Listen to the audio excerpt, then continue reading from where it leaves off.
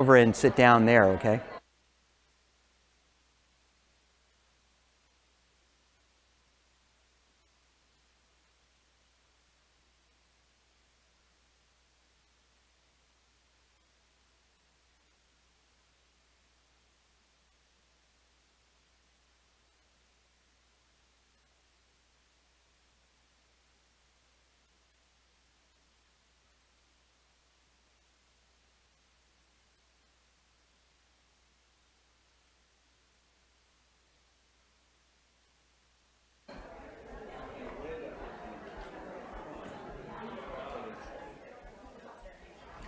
Good evening. Good evening and welcome to Edible Education 101, our 7th class meeting of the 2018 semester. We've got a very special treat for you tonight. Two really dynamic, talented people in the world of farming have come long and far to be with us tonight. As it is our 7th class, we're going to be doing the evaluation, the mid-course evaluation tonight. You should have received one when you came in. If you still need one, put up your hand. I'm going to be leaving the classroom in just a few minutes, and we're going to give you about 7 or 8 minutes to fill that out. So put your hand high, and one of the students will come deliver that. This is the week that already the peach blossoms have come into bloom. This was a tree in the orchard at the Idea Garden this week. And our guests tonight, Judith Redmond and Craig McNamara, I'm going to give them a little more formal introduction in a minute. But I just wanted to share with you, I don't know if anyone had any weird dreams this week, but I kept thinking about like flying elephants and sugary cereals. And then I went into Safeway the other day and I saw this gigantic sale on cheese balls. Did anybody manage to pick those up too? So I don't know, after listening to Dr. David Katz last week, my whole impression about what we should be eating and how, I think, has continued to evolve. So today's the mid-course evaluation. Your participation's really valued. Your feedback helps the teaching team really evolve this class. And as you know, we invited some of you, all of you, to participate even with extra credit this semester to provide us with input about the kinds of topics and speakers you'd like to have. And also, you know that your paper is due next week, probably before class if you're smart. And we didn't give you an additional reading this week just to relieve the burden on you so you could really focus on that. Okay? So I am going to depart briefly. Rohini's going to take over working with Alyssa to proctor the evaluation. For those of you that are at home or watching live stream, we'll be back sharp at 6:25 to kick off with the guests. Hi everyone, I'll introduce Alyssa, who is your class rep, and she'll take it from here. Hi, my name is Alyssa. I'm a class rep for this course this semester. Has anyone not received a course evaluation? So yeah, like Professor said, we have till 25. So if you don't mind filling out the application and then pass it down to the end of the aisles, and we'll come.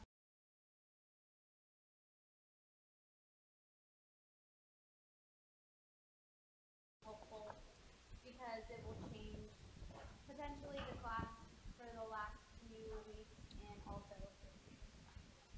And question 4 doesn't apply to this class, but you can write if you think it would be nice to have a discussion. I'm also going to put up the attendance question, so you guys can fill out the survey and answer the question, and you guys have 10 minutes.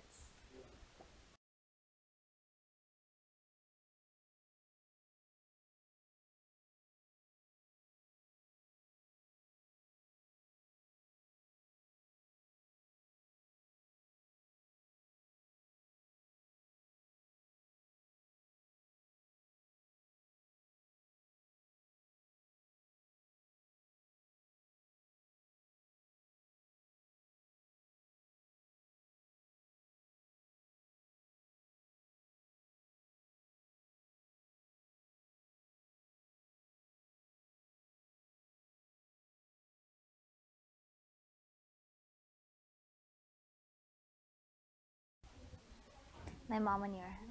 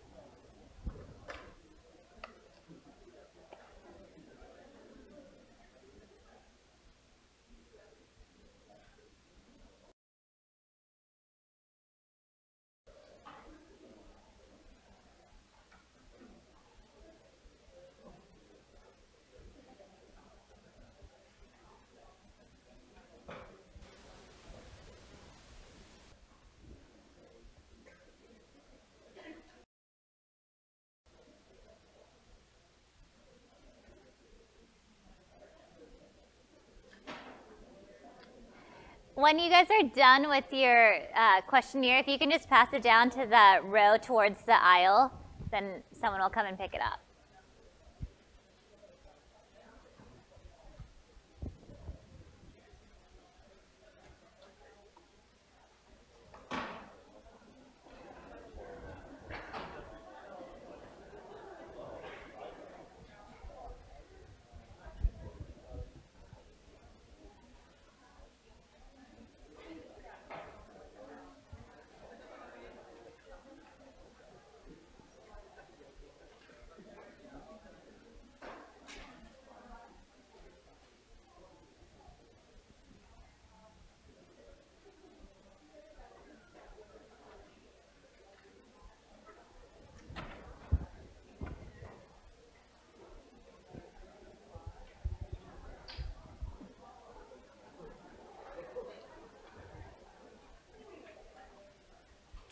Okay, we should be finishing up right now.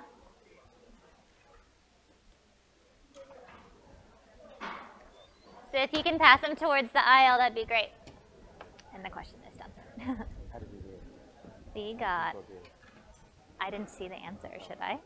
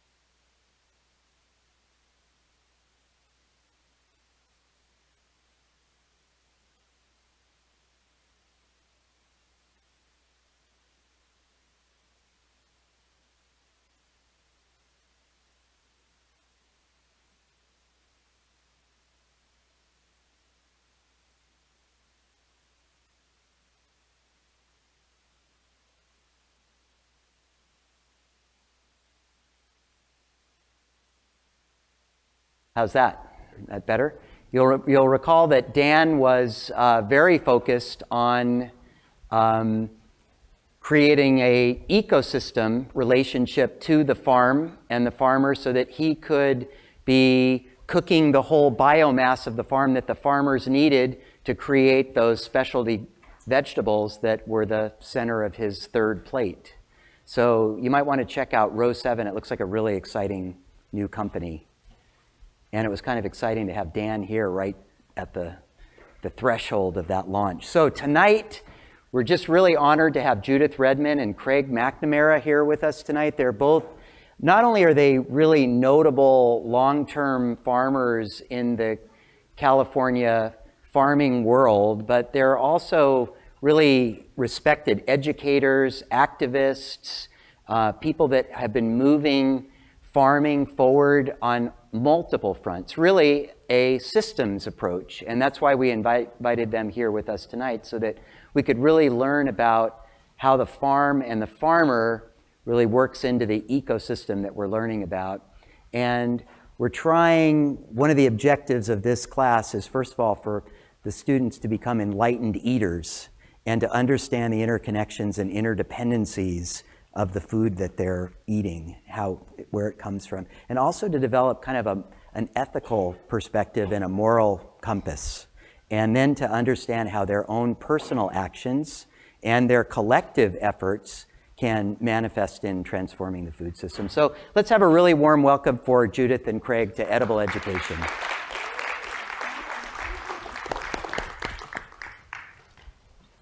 Do we have to turn our mics on? No, I think Sounds it's like on. they're on. Yeah, Want me to start? Yeah. Thank you all for coming. I'm really excited about tonight. And we're going to just start with little self-introductions. And I want to tell you a little bit about myself. I'm going to start way back in the 1980s when I was a student in the UC system, both as an undergraduate and as a graduate student. Thinking a lot about environmental and social and political issues, as well as a little bit about my studies. So during that time, I was really lucky to work with people in the nonprofit space, people who were concerned about the issues of pesticides on food, chemical fertilizers getting into the groundwater and causing air pollution, chronic health issues because of people's diet, all those kinds of issues, and many of them have much more severe impacts in low income or disadvantaged communities, and that's also still true today. We were looking and working with people in cotton growing areas where when they were defoliating the cotton, their kids couldn't go to school, stuff like that. So as a part of that work with these nonprofit organizations, we were able to pass a bunch of laws that are still on the books in California and are some of the strongest pesticide use laws in the country.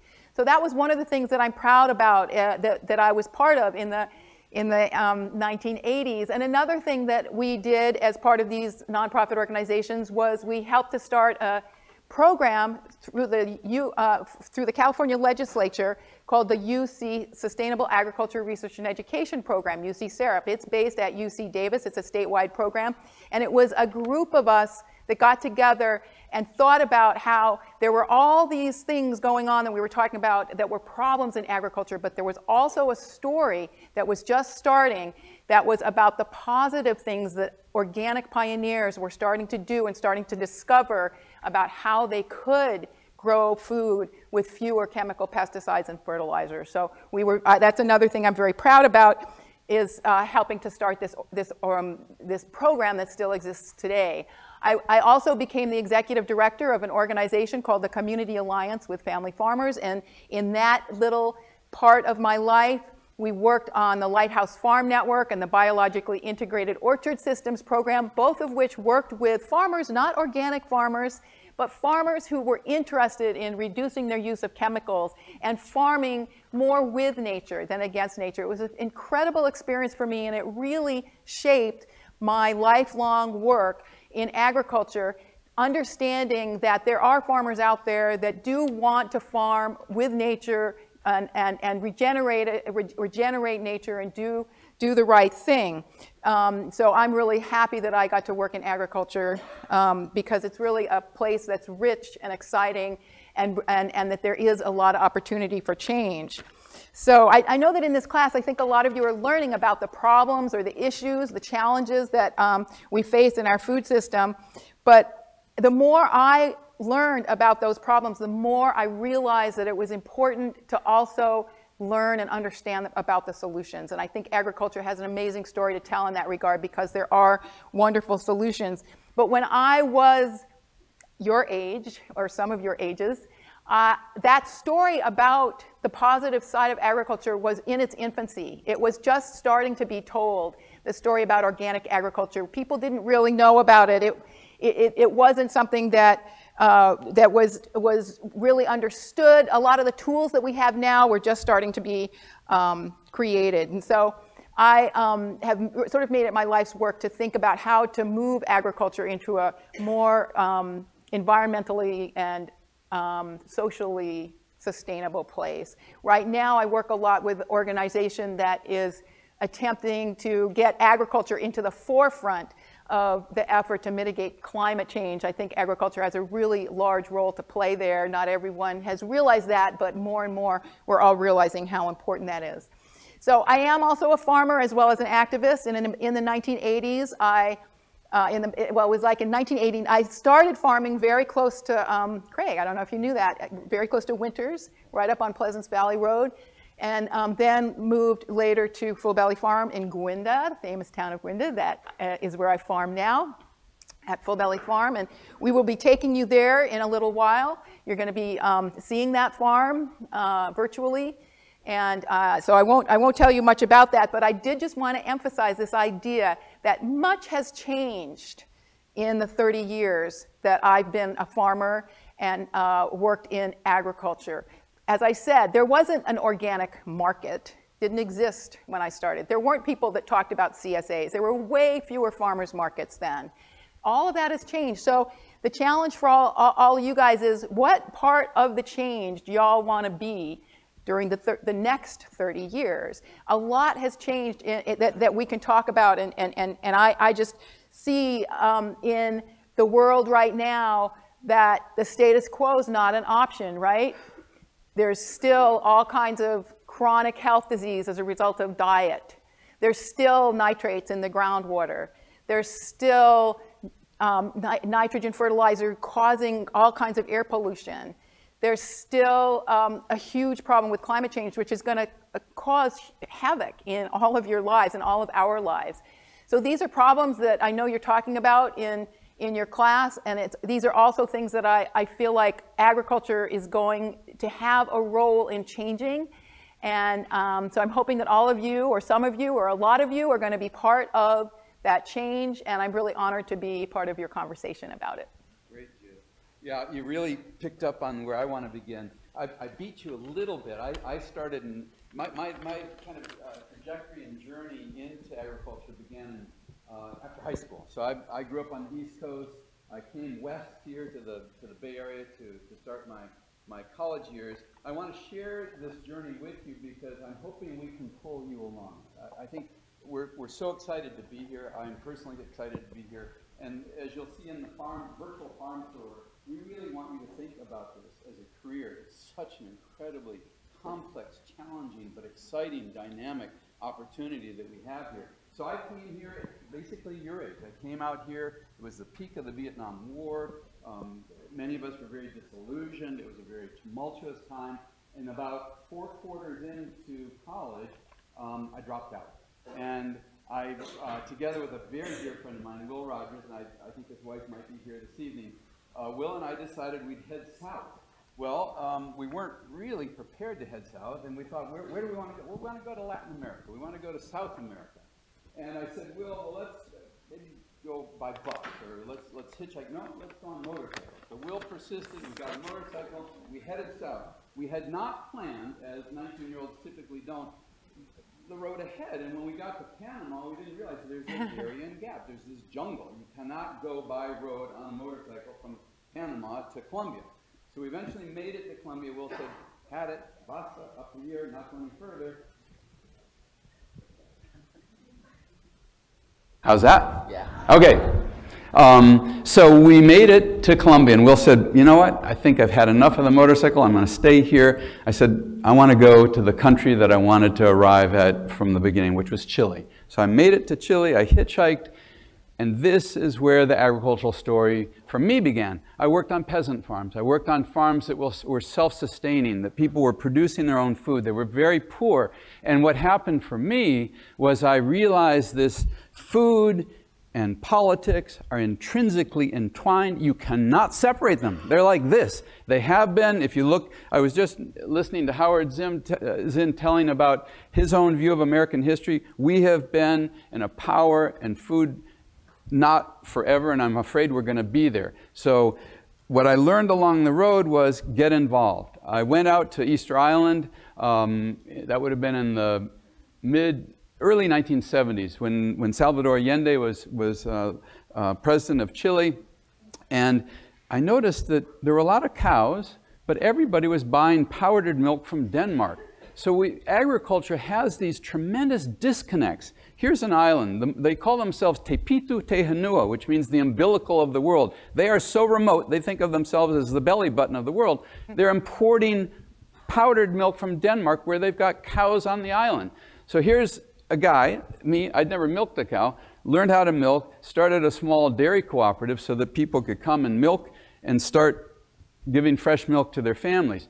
That inspired me to go back to California and landed back here in about 1973, and I wanted to be a farmer, but I wasn't quite ready. So I went back to Mexico, and I worked in the state of Michoacan on an ejido, which is a collective farm. It's what Pancho Villa fought for in 1910.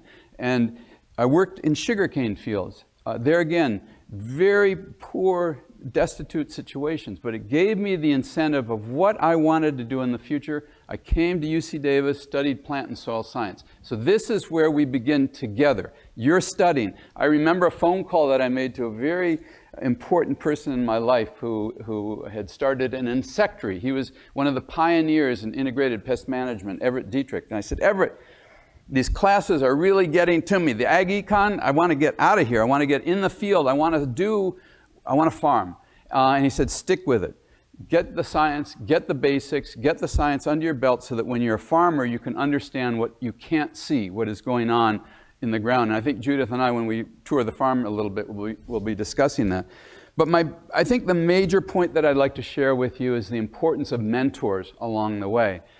We've had them.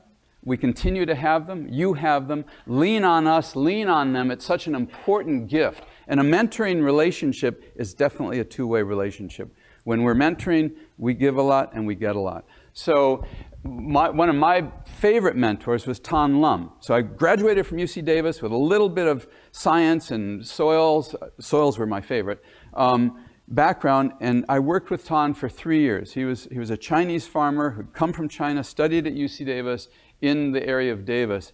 And I just learned so much from that opportunity. Came out, I wanted to grow vegetables. I wanted to make sure that food, we didn't have the term food deserts at that time, but I wanted to make sure that people who lived in food deserts had access to healthy, sustainable, fresh vegetables, and attempted to do that as a beginning farmer for about 3 years, and I went broke, and I went broke, and I went broke. It was just impossible, Judith, because you referred to it. Things have changed so much. We had a handful of farmers markets. We had no CSAs. We had Alice Waters, but we didn't have Dan Barber. We didn't have chefs that were rock stars. We just didn't have the availability to sell our products. So I would ship a truckload of Cranshaw melons, the most beautiful melon, by the way, to New York, and they'd freeze halfway along the trip. Or the produce handler wouldn't pay me the right amount of money. It was just such a difficult trajectory. It's different today. We have tremendous challenges with climate change, with food insecurity, with food waste, but we have these unbelievable opportunities, and you are the opportunities. So in conclusion, use us. I mean, we're nearby. We're an hour and a half away, 2 different farms. There's a whole host of other opportunities that you have. I just mentioned food waste and food insecurity. Those are 2 of our national crises that we can solve. There's no doubt in my mind. We're wasting 40% of our food from farm to table. Where is most of it lost? In our refrigerators. So that's something we learned how to recycle, right? We can do this one, and in so doing, we can also end food insecurity. Food insecurity is a crime. It should not exist in this nation. So, should we do a little farm tour? Yeah, we're gonna do a farm tour now. So thank you all for coming to Full Belly Farm and Sierra Orchards. You get to click. Okay. Is my mic on? Yes. Okay. Welcome to Full Belly Farm.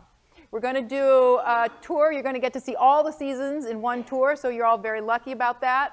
This farm has 6 owners and about 80 employees right now. That was actually a photo in December. And we grow fruits, vegetables, flowers. We have a lot of grain. And nuts, walnuts and almonds, and we also have some egg-laying chickens and some sheep on the farm. And you can look at your monitor there too. Yes, I can. And these are, so you just saw the employees, all of our staff. These are the owners and their families. As I mentioned, there's 6 owners, and in the center there are Ammon and Janet, the 2 youngest owners that are part of our farm. Hold on, before you go. Yeah. Tonight, think of the questions that you want to ask Judith. How the heck do you take a group of 4 families with the next generation coming into the farm about succession? Think of the questions you want to ask her. This is one of the most amazing models I've ever seen. So those are some of the people you just saw, but as we walk through the farm, as we take our tour, you're going to get to see people working in the field. I want you all to ask them any questions that you have. If any of you speak Spanish, that'll be very useful. This is a little bit of a bird's eye view. I like to look at the farm right from this corner here, because you can see on the left where we have little what we call annual crops, things that we change all the time, and there on the right we have some walnuts. So we grow a lot of diversity on our farm for sure. We're going to walk through the farm, and we're going to see some of the top crops that we grow at Full Belly Farm. In 2017, last year, melons. We grossed the most on melons in terms of sales, and this is a lovely picture of the crew that picks our melons. Labor is a huge percentage of our expense. Our expense is 60% labor, a little bit different than on Craig's farm, I think, where it's lower probably. But fresh market fruits and vegetables are very labor intensive. We're going to change this picture here that you're seeing. This crew had to pick those melons and walk them out of the field. We don't do that actually anymore. We're going to have to mechanize that pick. Those are heavy bags. We're going to mechanize that. This is the leader, Bonifacio, of our melon crew. He's very, very proud of being able to pick those melons. We walk through the field six days a week in the summertime picking our crops. And so none of these crops are determinate. They're not all ready at the same time. They come ready a little bit every day. So he has to know which of those watermelons are ripe. And when I go to the farmer's market, and we have a farmer's market customer right here in the front row, people say, well, how do I know which melon is the best melon? I say, you just have to trust my crew. They know what they're doing. They know how to pick watermelons, I'm telling you. So where is most of your crew from? So a lot of, I'd say probably 90% of our crew come from lots of different parts of Mexico. A lot of them have lived here for many years, but their kids now are growing up and going to school. They have homes here. But many of the people that are on my crew year-round are from Mexico, first immigration, first year, first generation farmers from Mexico. Yeah. So as we walk around, you'll get to meet a lot of people from Mexico and ask them, well, what is it like picking melons? What is it like packing tomatoes, Catalina? What do you think of these tomatoes? Do they have those kind of tomatoes in Mexico? What do you think about working here at Full Belly Farm? Or how is it out in the field with those cherry tomatoes? When I said that we grew a lot of crops, I was kind of counting tomatoes as one crop. We grow 80 crops. When I say tomatoes, those are all the different varieties of cherry tomatoes that we have on our farm. And what she's doing there is she's in the field, the crew has picked the tomatoes, and she's sort of sorting them to make sure they're all beautiful in those boxes when they go to market. When we first started as organic farmers, flowers really were difficult to argue that people should buy organic flowers, that it was worth paying that little extra for the organic flowers. Slowly, that market has grown. Organic flowers are now always in those top 10 crops. And here we have walked into a beautiful scene where Isabel on the right is bunching some flowers right there in the field. And she's been our crew leader for the flowers for a really, really long time. Those are peonies. That's one of the daughters of two of the owners. That's Hannah. She's our florist. So we also have events on the farm, and we make flower bouquets and flower arrangements for events. And that's her. She works on the farm. Most of the 3 of the 4 kids that grew up on the farm are working with us there. And this is another field showing you the flowers that we grow out at Full Belly. Carrots are another crop. I sort of mentioned them because, again, what we do is we hand dig those carrots, okay? We go out in the field and we sometimes can undercut them, but we want to bring you guys at the farmers markets carrots that are really sweet and carrots that are really crisp. And that's what we're doing when we hand pick these carrots. This is a variety that you really can't grow if you're going to machine harvest carrots, because they sort of so crisp. If you drop one of these carrots on a cement floor, it sort of shatters. They're super crisp, super sweet in the wintertime, and always hand harvested and hand cleaned. We also grow a whole bunch of fruit. These are the apricots that are the first to bloom.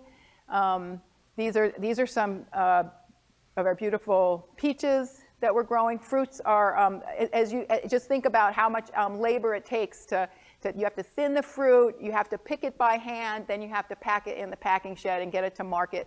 This is Jorge picking our grapes. Again, all of that food that you guys get to eat at the farmers markets or in your CSA boxes or that you buy, it's all if it's a fruit or vegetable from California, it's probably harvested mostly by hand. A lot of it is harvested by hand, just like we're doing. Some of it is more mechanized.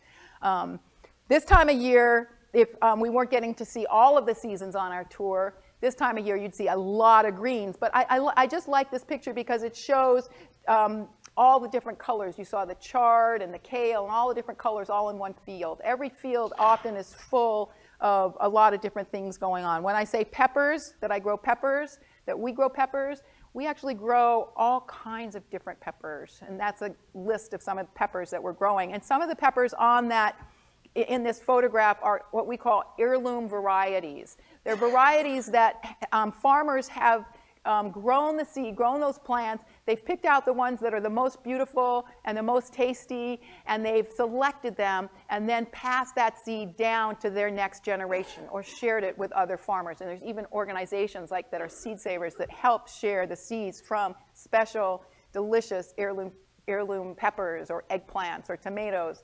We actually save our own tomato seed on the farm because we want to breed Judith, it. I think Dan Barber, when he was here, was speaking a lot about heirlooms and the seeds that he's producing. Do you find that they're harder to grow? Are they as productive in terms of plants? And you know what? A lot of them don't have the disease resistance and some of the yield benefits that have been bred into the commercial varieties. And so in that regard, they're trickier and more difficult. Heirloom tomatoes are expensive not because farmers want to make a bunch of money. Heirloom tomatoes, not that we do want to make a bunch of money, but really there's a reason that heirloom tomatoes are as expensive as they are, and that is that, first of all, they get tobacco mosaic virus, so we don't let anyone smoke on our farm because their fingers carry that virus. But also they're lower yielding. They're not as, and often that's true of the heirlooms, they don't yield as much. So often there's really interesting reasons behind the cost of food, why it costs what it costs. This is another picture of someone washing some peppers. They have to go through the packing shed. They don't just get picked out of the field, they go through the packing shed and taken care of there. And I hope that all of you can spend a little time in the packing shed because we have some really great folks there. I think eggplants are one of the most beautiful crops. Here's a picture that I really like. We grow lots of different varieties of eggplant. There's an Italian variety called listata. They all have different characteristics, different flavors. We think it's important to share that diversity with all of you. The more diversity in your diet, the healthier you're probably going to end up being. So how do we do it? As organic growers and as gardeners, we all need nutrients. The plants need nutrients. So as an organic gardener, we don't use ammonium sulfate. We don't use products that are petroleum-based. And we have to rely for our fertilizer regime. Let me introduce myself. I'm a walnut grower. I'm an organic walnut grower. So we're gonna, the next part of our tour is going to be having a look at what we do to produce a healthy, wonderful walnut. And the way we get our fertilizer is through fixing nitrogen. So all of you biology students, you know when you take a deep breath in, it was about 72 to 74% nitrogen. And it's one of Mother Nature's most marvelous ways of fertilizing. The question is, how do we get it down into the ground? Leguminous plants, so your peas, beans, vetches, fava beans, alfalfa, things of that nature, do it so well. As a walnut grower, right after walnut harvest in October, we'll come out with a seeder like this in a tractor. There's many different ways. Sometimes we broadcast the seed, and we will drill the seed in, and then get this incredible crop. This is Magnus pea and fava beans. And what I've learned over time is diversity. Diversity on the farm is really important. I used to just grow purple vetch because it was easy. It grew about this tall. I could manage it easily. For a while I was growing fava beans and Magnus pea that are literally this tall. We used to like run and throw ourselves into the fava beans, and it's like a cushion. It was just absolutely wonderful. Now what we do is we let other creatures do it.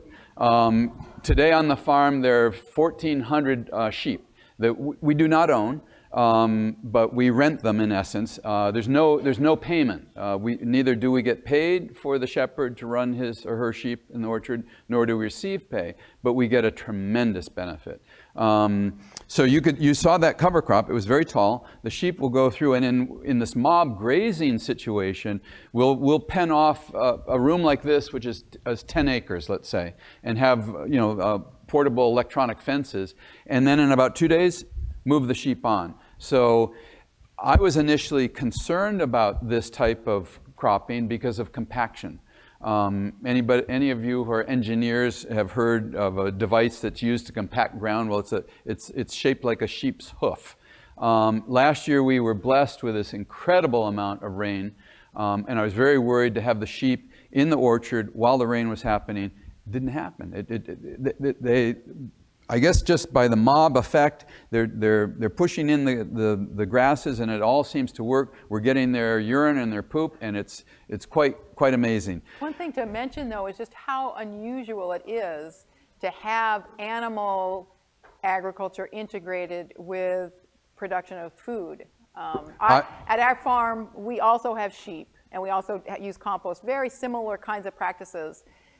Well, I think what you're getting at, I was apoplectic initially in bringing in sheep. Why? Because of foodborne disease. So luckily, we're growing a walnut, which has a hull, a shell, and then the meat inside. But I am very persnickety about getting animals out 90 days, and I think you said 120. For any crop that touches the ground, it's 120 days that you have to have between the harvest and the animals. And this is serious business, because we do not want foodborne illness. We do not want you sick. So I love these creatures. Not in the orchard, because they're very creative and very curious. They will actually stand on each other to get higher up into the trees. And you can see this big guy, our boy, he's already pruned everything up to here. So he's taken off part of our crop. Not a good idea. What we've also learned on the farm is how to manage waste products. And this big mountain that you're seeing, this pyramid, is a mountain of sunburned walnuts or diseased walnuts. We have several ways in agriculture to separate out products. One is an air leg, which is a product like walnuts come up a conveyor, and when they drop, when they cascade, there's a big blast of air. And so any light product, which means a walnut that is not fully formed, diseased inside, has a worm inside or sunburn, gets blown out into the trash. There's another device called an aspirator, which is sucking up the light product. So this is the result of sunburn. There's also sticks and leaves. It can be a huge, rather toxic problem if the farmer doesn't deal with it. Historically, farmers would burn this. So you're creating significant air pollution, PM10 particulate. What we're doing is a totally different process, and I'm just going to run this for you. We're making compost. We're taking an older orchard.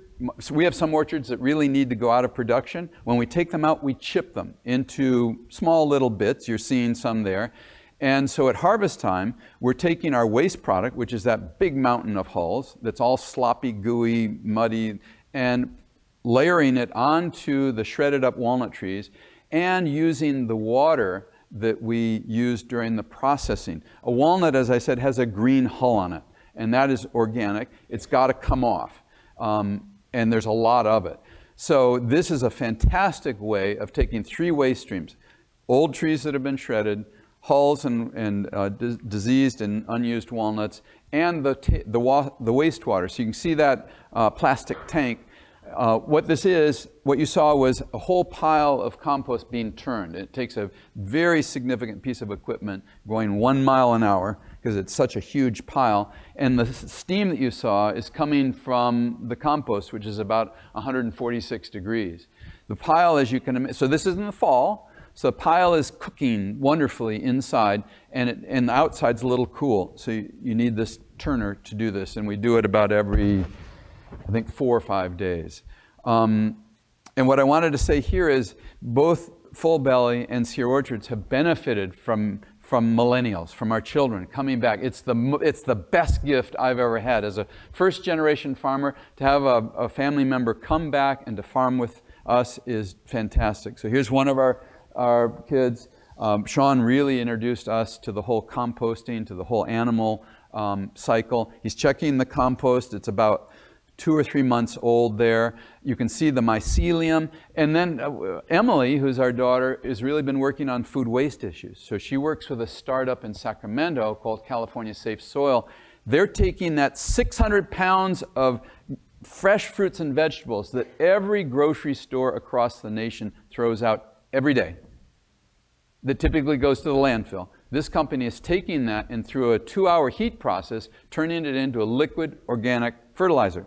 Grimway, you guys, everybody eats baby carrots, right? They're not really baby carrots, but Grimway uses it. They produce they're one of the largest companies in vegetables, and I think 20 to 30% of their total production is organic. They use this product. Harvest to Harvest, it's called. We use it as an inoculum. We use it in the orchard to fertilize, but we also use it as an inoculum in the fertilizer. So here we are. This compost started back in October. It's now pretty ripe and ready to spread in about May. So we're out with spreaders and spreading it. We do not produce enough for our farm, so we put on about 2,000 tons a year, so we have to purchase. This is an interesting product. I don't quite get it. It comes from city green chop. So this would be your cemetery or your city yards, or, you know, it's from lawns. And I'm not sure that all those lawns have been organically managed. And I don't know, honestly, how I can buy an organic fertilizer, compost, that didn't originate from an organic source. We'll talk about that later. And then it's all about soil. And Judith and I mean, it's what we live by. And one of the things that I have so appreciated in my journey in farming is that soils are #1 now. The UN named a few years ago the Year of the Soil globally.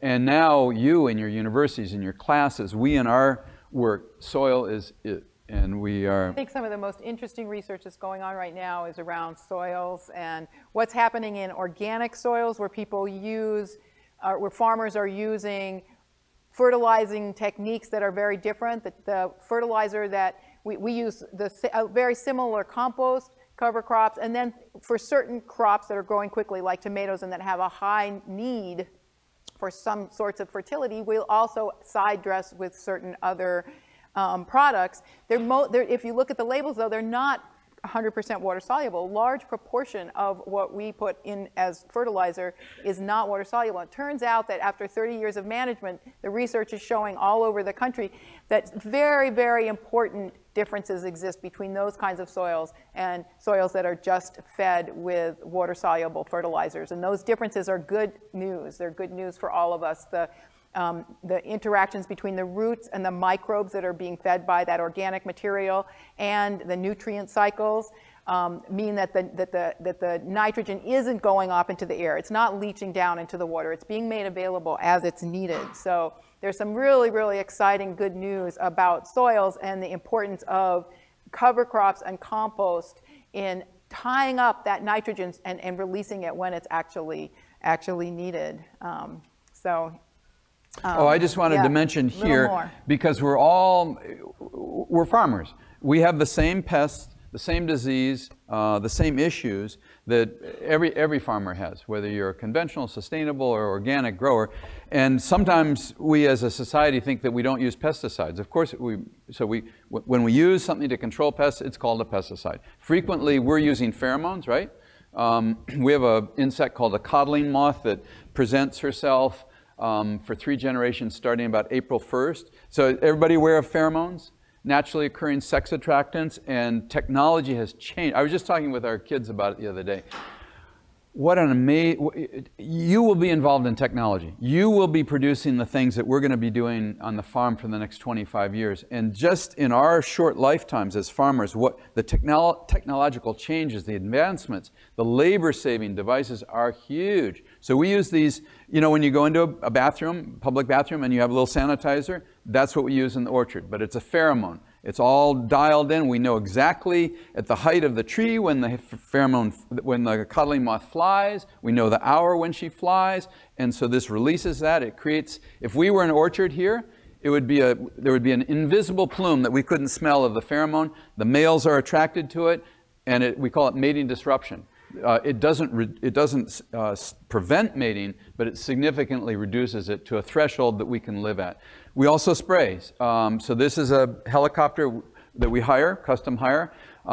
We have bacterial blight that occurs in April when our trees are budding out. If you get a little bit of moisture, the moisture spreads the bacterial blight. We have nothing to prevent it. We can spray with copper that arrests it. If we don't do that, you can lose 60 or 70% of your crop right here. These technologies are not cheap. This is cheap. This is our owls, and so we go about the farm and we build owl boxes. Do you guys do it too? It's so neat. Now, you can't rent them out. You can't say, hey, we got a house here for rent. We want you to move in tomorrow. They're going to do it or they're not going to do it. The good thing about owls is they are not territorial. So you could put 3 or 4 boxes up in the same area, and they are amazing. I took this picture just last week. So what they do is we have significant gophers and squirrels. They are not our friends, and I can't bait them. I can't poison them, and I really shouldn't anyway, because other animals, raptors can get a gopher that's got anticoagulant in it and die. These guys are very, very effective, and their hoots at night are great to go to sleep to. I wanted to talk a little bit about the atmospheric rivers that we have not gotten this year, that we did get last year. Full Belly Farm, Sierra Orchards, all of us in California, we should be capturing every drop of moisture that we can on our farms. There should be no runoff. When you guys, who's been up to Lake Tahoe this last 5 or 6 months? When you drove along Route 80, you passed a lot of fields that were bare ground. There was nothing growing in those fields. They had no cover crop. There's a reason why. They were set up for early tomatoes or whatever, but it's an inefficient, wasteful way of dealing with soil. We need to cover soil. In the wintertime, when we get rains in our watersheds, we need to use those watersheds, pumping the water out and water banking. This is just an example of us taking water from our watershed, pumping it onto our field, and spreading it out onto the orchards. Right there, actually, we're filling up a tailwater pond, a pond. What we're doing is we're forcing that water back down into the aquifer. In certain areas, you can actually capture that and repump it and use it. You can either use it or sell it. In this case, we're just recharging the aquifer. We're not reclaiming it ourselves, but we're benefiting from it. And it's a very, very important step in California. We've proven that in the dormant period, whether it's a grape crop, a walnut crop, or an almond crop, you can actually flood your fields for up to 3 or 4 weeks. So I think you think of farmers as harvesting crops, but what I think you're starting to see is that we're harvesting or can harvest water. And here is some solar panels on the barn at Full Belly Farm. We're also harvesting the sun, not just to grow crops, but we're harvesting sun. In this case, it's going back into the grid. So we've been investing in solar technology since I think 2008 or something, and we have several barns where the roofs are covered with solar panels, and it's all going back into the grid. I do want to also tell you about our almond orchard that we just planted, in which there's no PG&E drop, there's no grid, and so we put solar panels there because that way we can pump water and irrigate the orchard. And so this is another solar installation that we just completed that is making it possible for us to grow these almonds. The importance of that is that what you saw in that former picture, in this picture, this is all going into the PG&E grid. Finally, PG&E, after a lot of kicking, woke up and realized we can now do something called net metering. On all of our farms, we've got, you know, half a dozen or a dozen pumps. We've got outbuildings, so we can tie all those meters into one account and use this energy for that one account. The energy actually goes into the grid, we buy back energy, and at the end of the year there's a true-up. If we've produced more energy than we've taken, then we get a benefit from it. But you're talking about something that was completely off the grid, yeah, which is pretty exciting. It is kind of exciting, yeah, for us. Yeah, so we're, in a way, we're actually producing energy that we're not using, but we're also, I think the good lesson about solar energy is that it's something that policy has made rather cost effective. You know, it is cost competitive at this point, and that's all because of policies that you guys as a community, as all of us as a community have helped to put into place. So Judith and Full Belly are harvesting from when to when? I bet, are you harvesting anything now? Oh yeah. Oh, yeah. All 12 months? Yeah. There's a little bit of time in December where we don't go walking through the fields. But. So remember my story about growing vegetables? You know, and I was just losing. I said, I want to be a farmer, but I can't keep doing it this way. And I wanted to reduce my risk. I wanted to have one harvest a year instead of 12 harvests a year. I wanted to reduce labor a little bit. I wanted to be more profitable. I wanted more control over the product that I was growing. And I kind of did this matrix and it went walnuts, walnuts, walnuts. And so that's what I've been doing for 37 years. And I just wanted to take you now into harvest. You're harvesting all the time. This is in October. And I want you to look at those trees there a little bit. Does everybody know about grafting? Grafting everything we enjoy, whether it's a sip of wine that came from a grape, whether that beautiful apricot that you showed, a walnut or an almond, that citrus tree, everything is grafted. And it's grafted because typically the variety that we enjoy, the flavor I'm trying to think of what that apricot is. Blenheim? Blenheim apricot, you know, or a Hartley walnut. If I just planted that Hartley walnut nut in the ground, it would not be robust. It would not be vigorous. There are soil-borne diseases that would affect the vigor of that tree. The Northern California black, which you see from the waist down, which is that gnarly black tree, is very vigorous, very robust, very soil disease resistant. So when the tree is 1 year old, about the size of this microphone stand here, we cut it at knee high on a diagonal, we notch it, and then we take a little 6-inch piece of budwood from an English walnut. So hope you guys enjoy the walnuts, by the way. There's about 80 different varieties of walnut, and you as growers or you as consumers decide which one you want to grow. So you graft that on to the black. And within about 6 or 8 months, it's a very sturdy graft union. The important thing is everything we enjoy is grafted for those reasons. So I wanted to show you just a little bit of mechanization.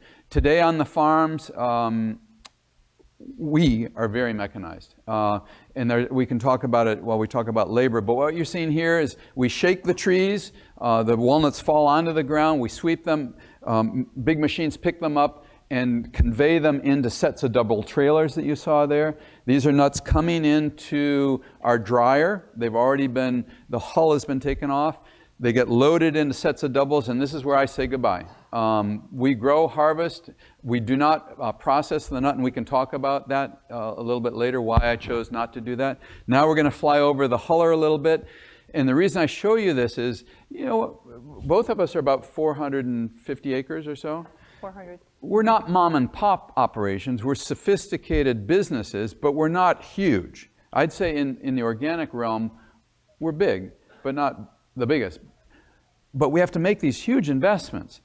This was a major decision that my son and I made. It's $1 million for us to put in this line. And the reason I wanted to show it to you, it's very sophisticated. What we're looking at over here is electronic sorters. So electronic eyes that can actually color sort.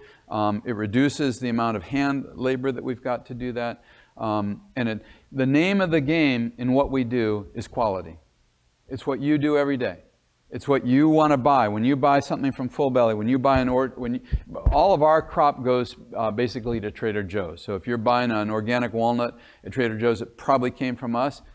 It's got to be quality. And the only way we do that is through quality people and quality machines. Now this may seem like an odd picture to you. And Will, you showed us the picture of the flying elephant. I came across this picture. It was sent to me this week. And I wanted to put it in because this happened during World War I and World War II, when so many horses in Europe were taken to the front lines to carry troops and equipment and guns and all of that to fight wars. Farmers did not have they didn't have mechanical equipment. Their horses that had been doing the plowing. So they went to zoos and to circuses, and they tried to bring elephants out. And you can just see the difficulties. I mean, I don't know how many tons that elephant weighs, but you can think of the compaction. You can think of what it took to feed that elephant on a daily basis. I don't think it was energy. I think the consumption was much huger than the product. But these are the challenges that we as farmers face and have faced and will continue to face. So speaking of the challenges, these are the fun parts, right? Well, one of the things that we do at Full Belly is provide educational opportunities for interns, people who want to learn how to be farmers and who come to the farm and spend a year with us. We also have a camp in the summertime. We allow kids classes, elementary school classes, to come to the farm. And that's, I think, what this is a photo from, is a class that's out in the picking strawberries for themselves. Is that the next? Oh, I went the wrong way. Sorry. Backwards. There you go. There we go. So, yeah, and here the same group. So we have noticed that being on a farm, this tour that you're taking today with us is one thing, but actually being there in person can be very transformative. And we've learned that that experience of being on the farm is really transformative for these kids. We have had quite often kids who go to classes, then they come to camp when they get older, when they're sort of tweens, they come to summer camp. And then they also come to our festival in October and volunteer. So there's opportunities for them their whole lives. And it turns out that has really been important for many, many kids. And so we're really happy to be able to provide that opportunity. And I think it's part of our commitment to be a community farm, to be a farm that is, well, you know how when you were growing up, I think people had family, well, some of us had family doctors. You know, there was this concept that everyone needed a family doctor. I know that doesn't really exist anymore. Well, I feel like we all do need family farmers as well. And that's in some ways what we're trying to be in relationship with our community through the food and through other things, activities and education out in the fields. Before we talk about this, talk a little bit about what you do with your farm team, Judith. I always found it so rewarding in terms of engagement, food activity, health. You've got a real program. What do you? Well, you know, ours, as farmers, it's difficult to keep people working year-round on the farm, because even for us, there's a 6-month season where it's really, really busy, and then a 6-month season where there's a little bit less work. But we want to keep people year-round. If you look at the statistics about labor and their take-home pay, it often is the case that their pay in a whole year of working is low, in part because they don't get to work year-round. Agricultural work is very, very, very seasonal. So one of the things we want to do is provide year-round labor for people, and we've figured out how to do that by having work in the wintertime in the short season.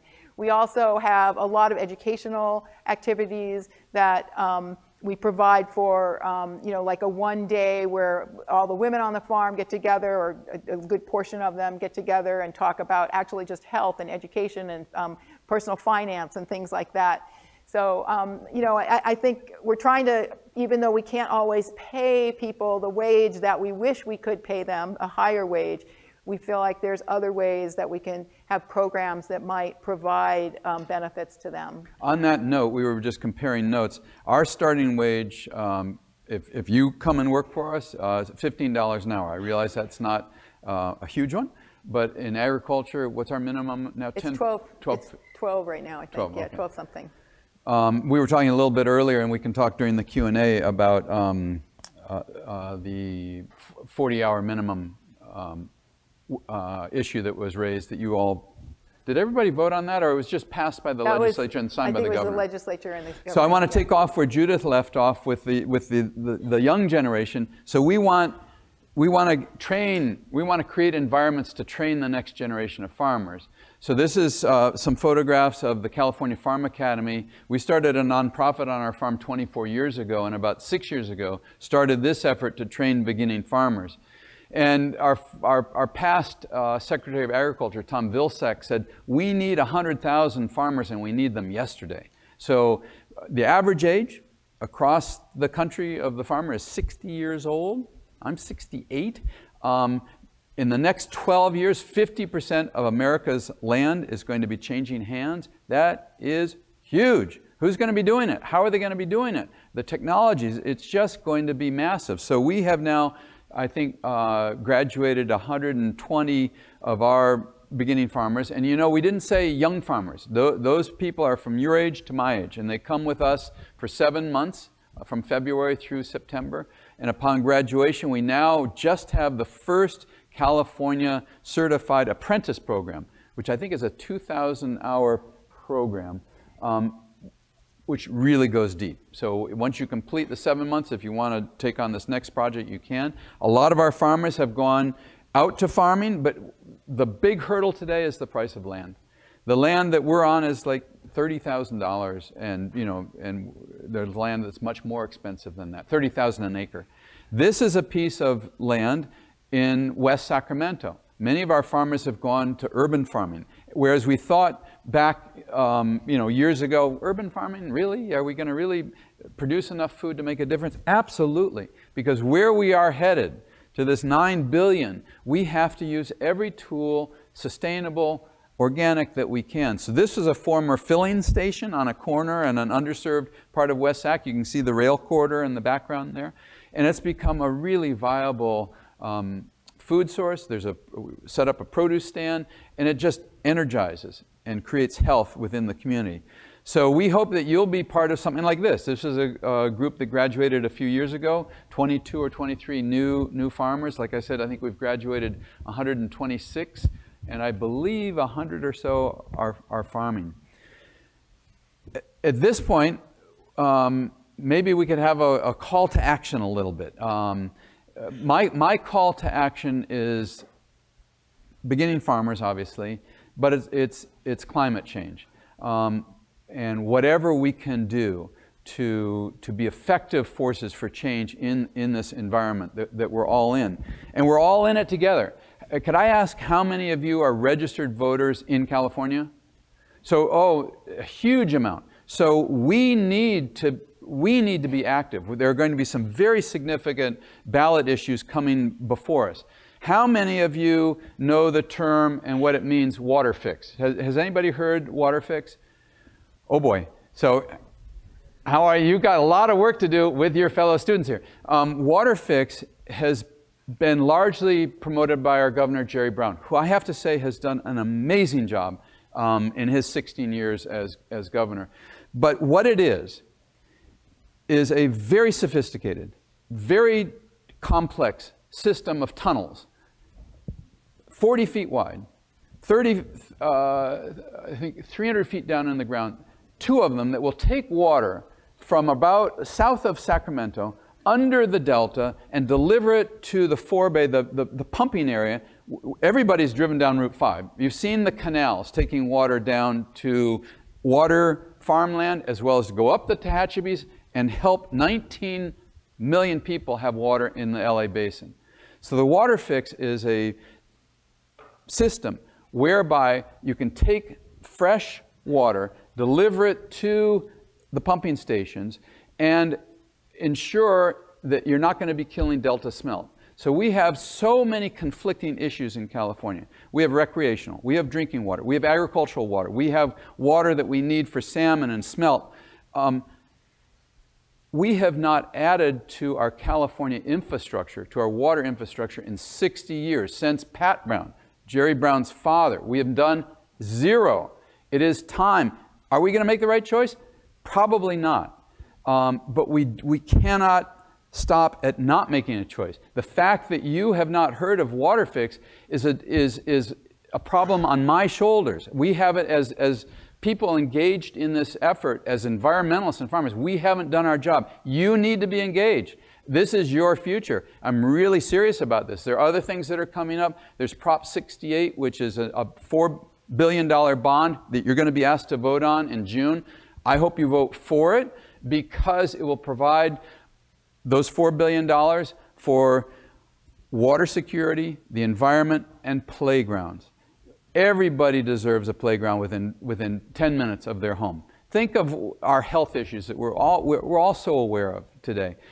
Playgrounds really help. So I wanted to ask you on this water issue, globally, we are facing really, really difficult problems. You have heard what's going on in South Africa. What do they call it? Day zero. Day zero. When South Africa runs out of water was supposed to be April 12th. It's just because they've really worked on conservation, conserving drinking water, they've pushed it back to July 29th. That's the day there's no more water. I have a friend who's an Iranian expert. He's Iranian. He said the drought they're facing in Iran, 80 million people, is biblical. Here's a quiz for you. The 5 best growing regions in the world are called Mediterranean climates. What are those 5 countries? What are the 5 Mediterranean countries around the world? Just shout them out. Italy. So Mediterranean, number 1. Huh? I'm going to leave that as the Mediterranean.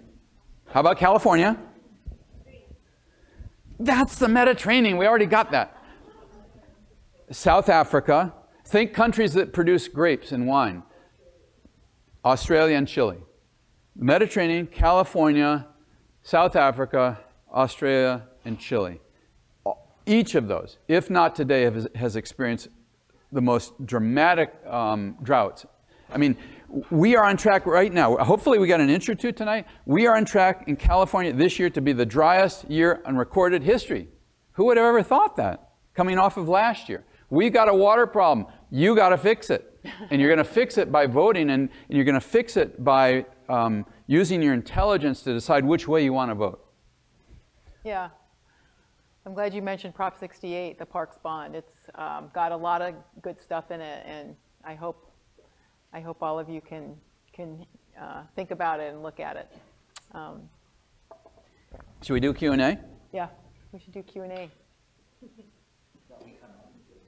What's that? Oh, good.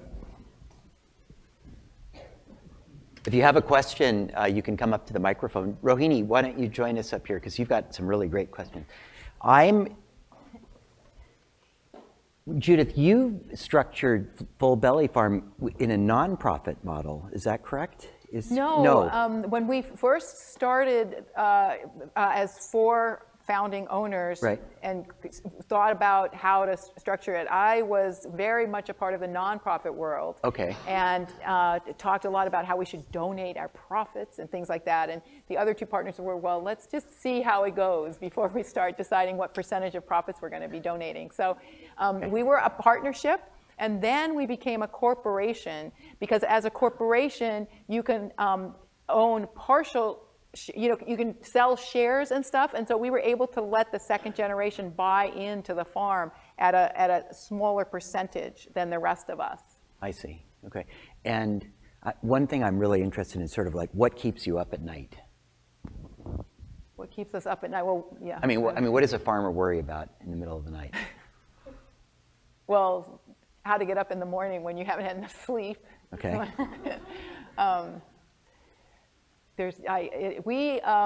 I feel like farming in California is very, very challenging. It's very challenging to keep a business alive, I think, in California. But as a farmer, I think it's challenging because you're managing so many different things. You're managing, you're subject to so many different challenges.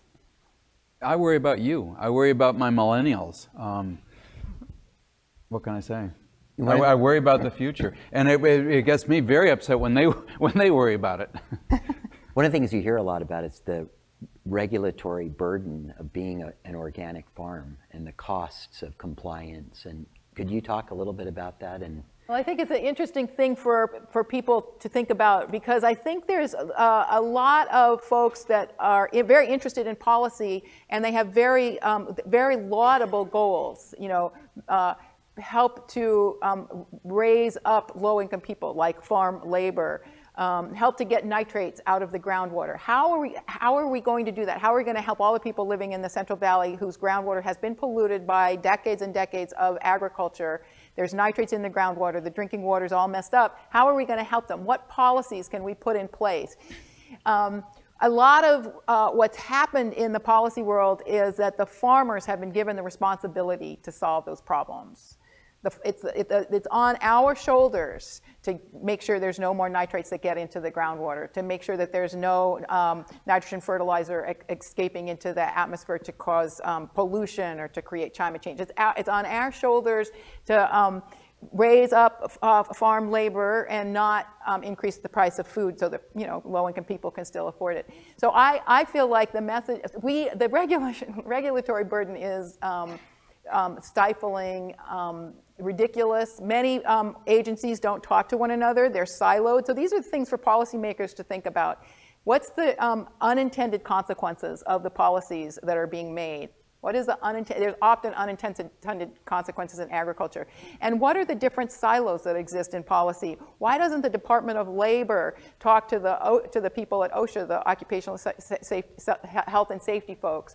Why don't the State Water Board people talk to the people at CDFA? They're all in different silos, and they make rules that that cannot possibly all be followed. Absolutely. You cannot follow all the rules if you're a farmer, because you're managing the environment, you're managing labor. This is a very big subject I could go on and on about, but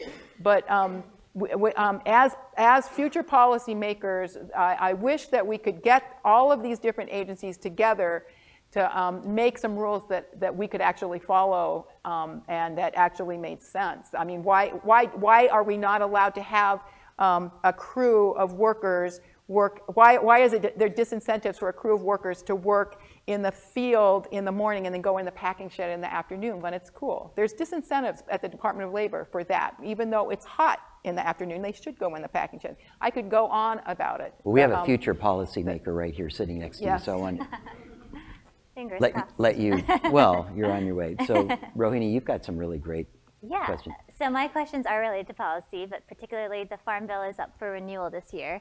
And I'm curious to know what both of you as organic farmers think of it. So I have a few questions.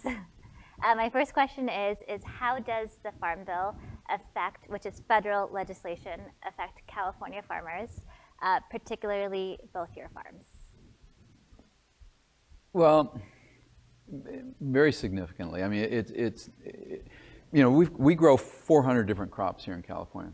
California is the 4th largest agricultural economy in the world. It's a huge, huge machine. So if you compare us and how the Farm Bill affects us versus the Midwest, where they have 4 crops, it is quite different. So the insurance issues that they're looking at, the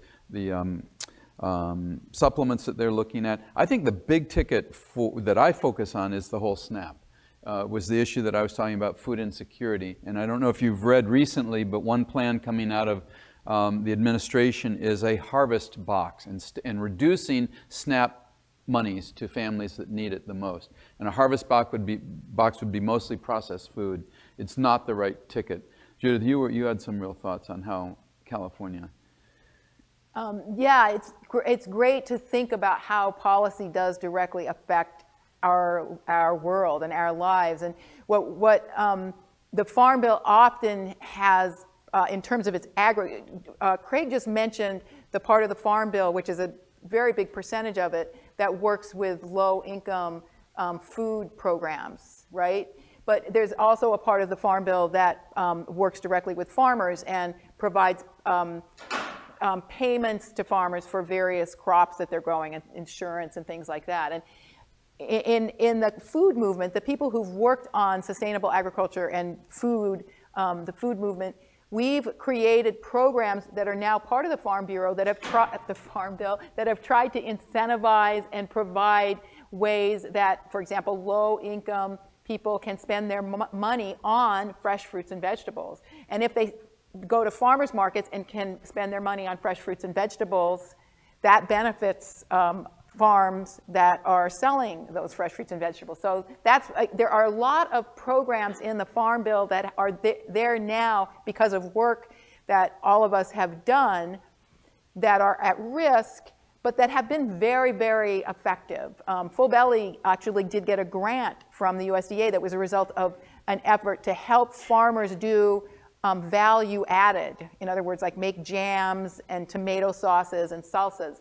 So that was money that came out of the Farm Bill and went directly to us to help us create labels, because that wasn't really in our expertise. We needed help creating the labels for those jams and salsas and tomato sauces and things. So one of your founders, Michael Pollan, founders of this class, introduced me to Earl Blumenauer, who's a legislator, congressman from Portland, and he's been very involved in the Farm Bill. Any of you who are interested, I brought a couple of these, they're called The Fight for Food, Why We Deserve a Better Farm Bill. He's one of the leaders in the national movement for the Farm Bill. I encourage you to get it. It's pocket size and you can really digest it. It's really good.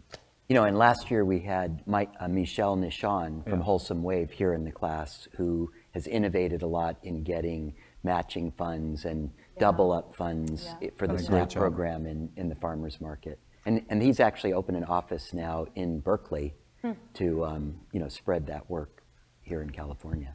But do either of you guys rely on like crop insurance from the Farm Bill? No, we haven't used crop insurance. I think our insurance is our diversity. So when there's a freeze that kills the peaches or the plums, because it comes late and so the fruit drops, we then put a lot more energy into some of our other crops. We grow so many different things. How about you? Never. I mean, I purchase crop insurance, but I've never used it. From a federal? Yep. All right, my second question is what does the Farm Bill mean for organic farmers? And can you please speak to the standards that are set through the Farm Bill? The organic standards? I didn't know actually that organic, like the National Organic Program or standards? If they are, how they're regulated through the Farm Bill or what it shapes through organics.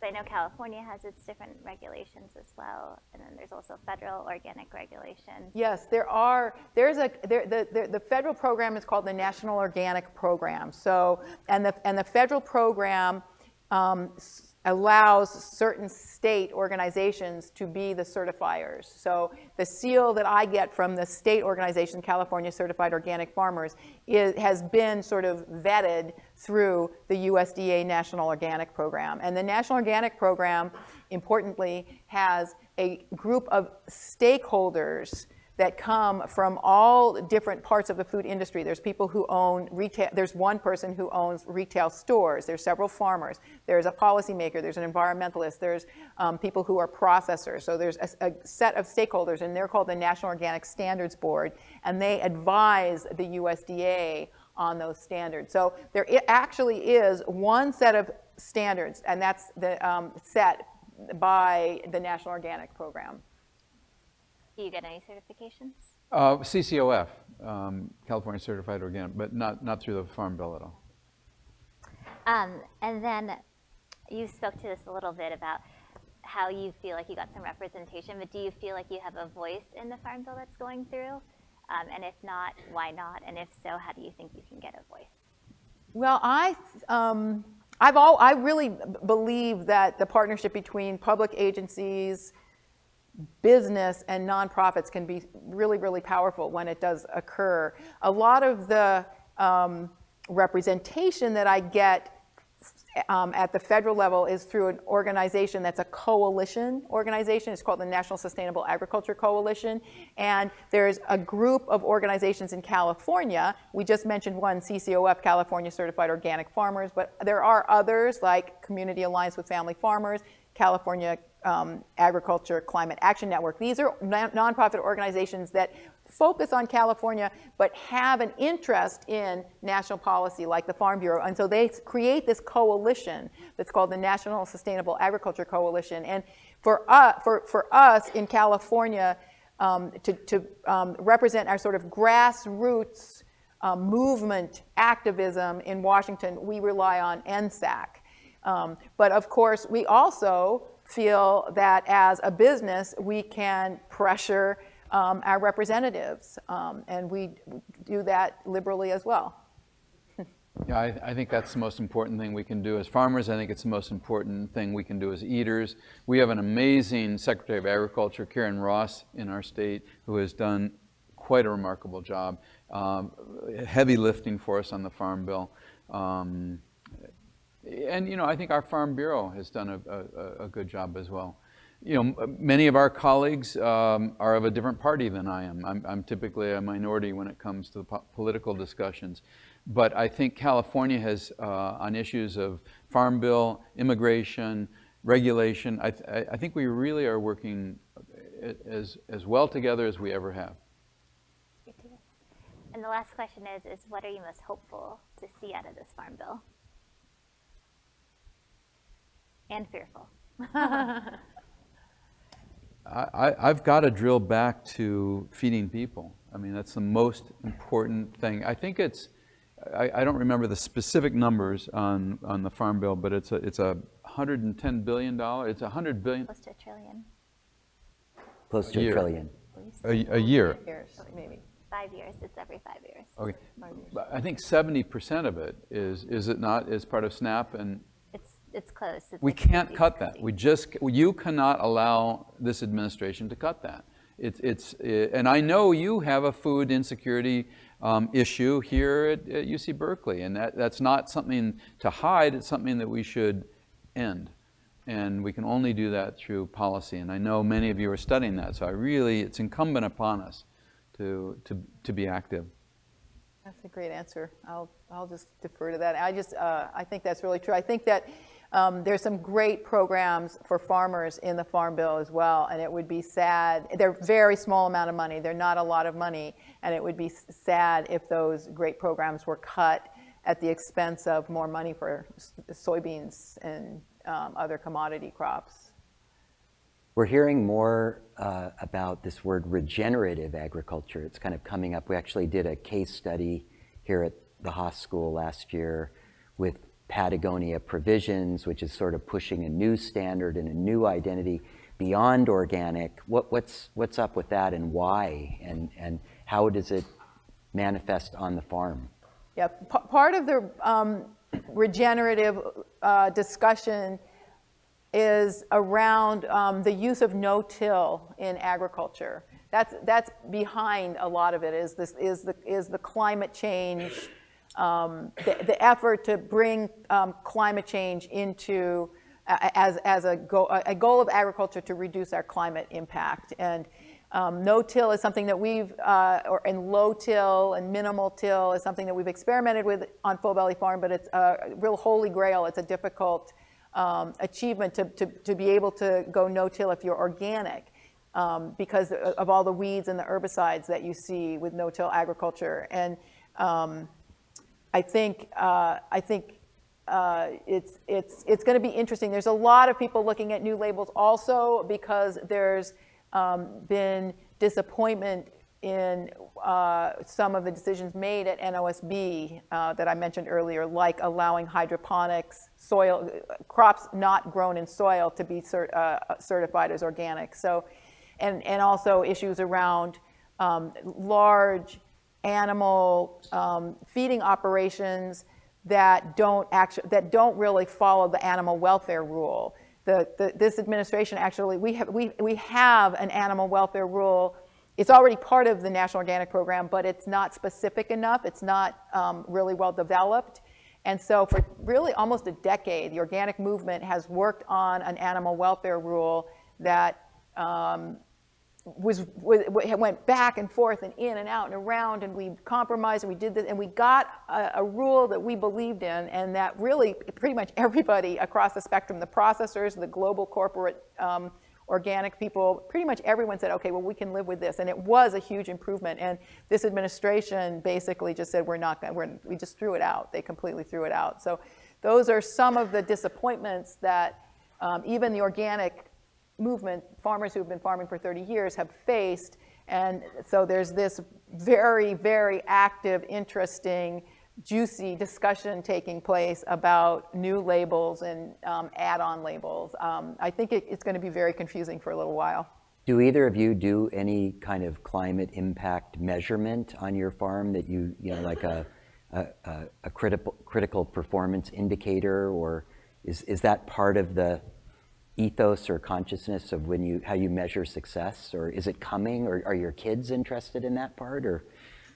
I would say, I mean, over my 38 years of farming on this farm, we've been engaged in probably, we always have 6 to 8 different research programs going on with UC Berkeley, with UC Davis at any one time in cover cropping. We've got one on carbohydrates right now. We've got on insects and IPM and birds. So that's all climate change. Yeah. I'd sort of have to answer the same way. We don't have a formal structure for such a measurement or such a metric, but you know, I think the solar panels are one thing, and then I think the whole frontier of soil, organic soil, and you know, the nitrogen greenhouse gas emissions and the carbon dioxide greenhouse gas emissions is a huge, huge frontier for organic farmers. And I think it's probably even more important than the benefits in California that you're going to get from no-till. The other term we're hearing a lot about is precision agriculture, this idea that we can use sensor technology, satellite technology, that we can begin to understand the parameters of a farm, like the pictures you showed us that would tell us that the northeast quadrant actually is quite different than the southeast quadrant, and that the agricultural practices might need, you know, could be fine-tuned actually to optimize the results that you have. When do you start to see that kind of adoption? I mean, historically, I guess farmers have been known for kind of being cautious about adopting new technologies. You've obviously made a big investment in the processing piece. And just in the last three years, the technologies we're using are absolutely amazing. So we have aerial flyovers that can take photographs that will show tree vigor, soil moisture. We can get that every week if we want. It's helping us so much on a day-to-day. It's timing. It's using our natural resources and our waters and our fertilizers to the best. Do we have a question up here? Please. Please introduce yourself. Maybe there's a switch. So my name is Nadia. I'm from Spain, and I was wondering if you ever have topics about people stealing in farms. So my family owns a little farm, and there was this old man who, against his will, had to stop farming because it was getting into a point where he was getting almost everything stolen. And I wonder if the question is just try to find bigger land so the burden is less, or I don't know if there's any debates about if you need to gate the farm, because this does not encourage small farmers to farm in that area because of that. Do you have any problem with that? We live in a pretty rural area, but we have a 2-lane, really busy highway that goes past the farm, and we've definitely had people stop and pick fruit from our farm and take it. Is that what you're talking about, or is it more like machinery? Yeah. People coming and just picking. We haven't had a big problem with that. Luckily, it's not been an issue. I can imagine it as an issue maybe in a more urban environment. We as an industry, have experienced it mostly in transportation. So a truckload tractor-trailer rig filled with walnuts or almonds is, maybe $120,000 or more, and that disappears. What we have had is a lot of dumping. The reverse, being in a rural area, people dump, bring all sorts of things, and we spend a lot of money retrieving and going to the dump site with that. Thank you. That's sad about your grandfather. Yeah. I hope you can go back to Spain and farm. Another question here. Hello. Hi. So thank you for sharing your story and for taking us on the farm tour. I really liked it. So my name is Tiffany. I'm a mechanical engineering student. So what I'm more interested in is hearing about how you incorporate the new technology on your farms, because nowadays with Silicon Valley up and booming, we have lots of technological advances. So how do you keep up with the fast pace of technology? That was similar to Will's question a little bit. And first of all, for California, I think as a whole, farmers do adopt new technologies very quickly. There are sometimes issues in terms of not having sufficient broadband, not having access, and a lot of the technologies really rely on a good signal. And we've definitely suffered from that at Faux Belly Farm. But I'd say I'm most familiar with some of the technologies that we've adopted in the office, which may not be, you're a mechanical engineer, so it may not be exactly what you're talking about, but maybe Craig can talk more about that. But we have had many students come to us and talk to us about platforms that can help with sales to restaurants or sales to there's a lot of activity in terms of platforms for selling, platforms for keeping track of various kinds of information on the farm. We have to keep track of, we have 400 acres, but it's in many different fields. It's not just one huge field, like you saw. It's many different, fields, and some of the plantings are really, 5, 6 acres and even smaller. So we have to keep track of what's grown, where it's grown, how many acres, harvest data about yields, and when we irrigate, when we fertilize. These are all part of that regulatory burden. We have to report all of that these days. And to keep track of that on all the different fields that we have going is complicated. And there's a lot of software that we use and find very useful that helps us keep track of that kind of information. And people can do it out in the field as they're working if they have an iPad or something. Your question is really cutting edge, and it has a direct proportion relationship to labor, as we haven't really addressed labor and the shortage of labor and immigration and how broken our labor situation is here in the United States. But that is driving mechanization.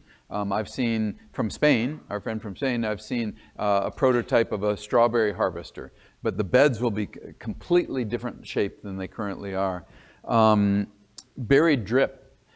In terms of technology on the farm, Israel created buried drip 50 years ago, Netafim, and I've gone to the kibbutz in Israel where that was produced, and it's amazing. If you look at the tomato industry, back when I was going to school in the early 70s, 100% of all of the processing tomatoes were grown flood irrigation, furrow irrigation, surface irrigation. Today it's 100% buried drip. I mean, it's just an Very amazing technological. Really fast change. And I'd say in the next 5 to 8 years, very significant changes. Yeah, and all controlled really from central locations, in like the Imperial Valley where it's very, very dry. Yeah. Hi. Hi. Good evening. It was such a lovely visit to your farm. And this is just a compliment beyond measure, and that's regarding your walnuts tonight. I haven't had walnuts that delicious since I was 7 years old. My uncle who raised me had like a little mom and pop grocery Those store in walnuts North have to Oakland. leave here tonight. There Yes. can be no walnuts left. Yeah, delicious. Just keep up with quality, consistent. Don't let it be like a restaurant you've discovered and then, you know, you go and then you have a wonderful meal and then the next time the food has kind of gone down a couple of notches. But whatever you're doing to grow those walnuts, which you have shared with us tonight, they are delicious. I swear, I haven't had walnuts that delicious since I was a child. Oh, that's very hard. And I think I'm the senior most student ever. Thank you. That's very sweet. Thank you. Yeah, That's a wonderful note to end on tonight. So let's thank Judith and Craig. Yeah, there you go. So really, you got to take walnuts home if there are any left. And next week, we've got a very special guest, Paul Hawken, the editor of the book Drawdown, will be here in person to talk about all the very powerful ways that we can affect the food system to reduce the climate impacts. See you next week. So if anybody wants a